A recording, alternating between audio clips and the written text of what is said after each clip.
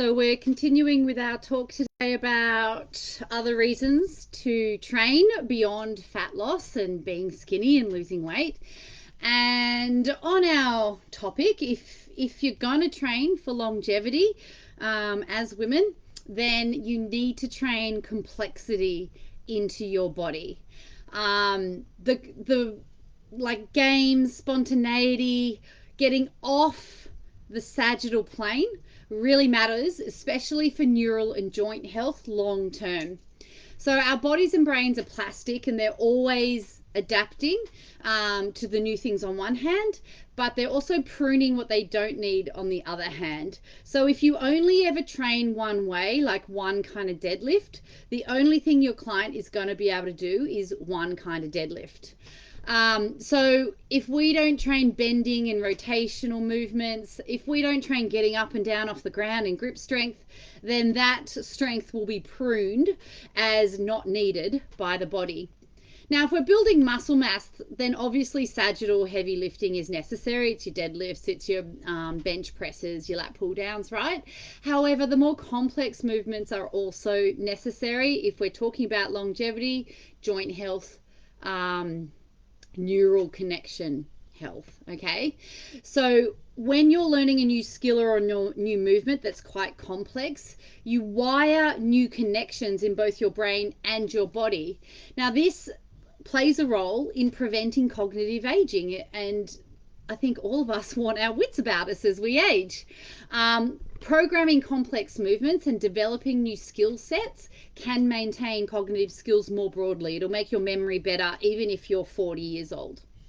Any physical movement is good for an aging brain, but learning a new skill at the same time takes it to another level. So women generally are less active than their male counterparts. If they really enjoy sagittal plane movement, then that's better than not doing it. We're twice as likely to develop dementia. So like just go for it, but it's more important than how we look, right? So some ideas of increasing complexity in your programming include adding rotation to your static or sagittal exercise. So sagittal is bilateral straight lines, okay? If you've programmed a back squat, okay, you can add a turn and look over the shoulders. Yes, when you're doing rotational work, you'll lift less, but that's fine. It's fine.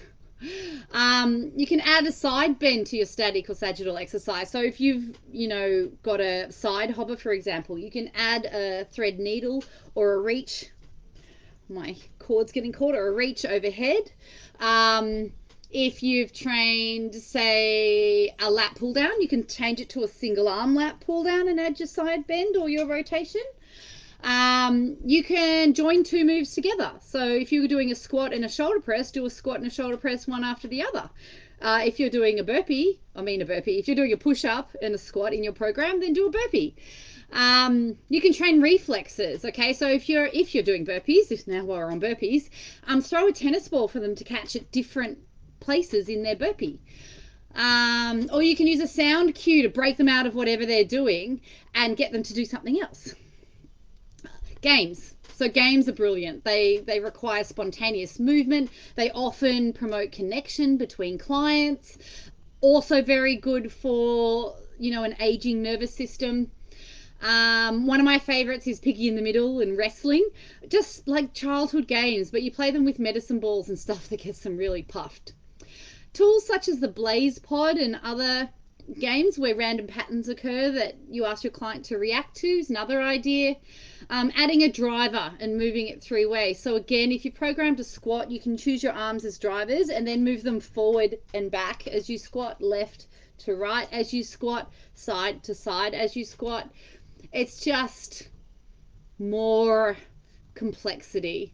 So an added bonus of adding complexity to their training program is you're also challenging their balance.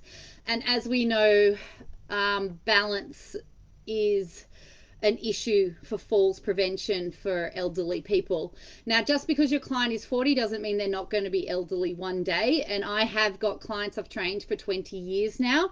If I train them for another 20 years, they're going to be in their 70s.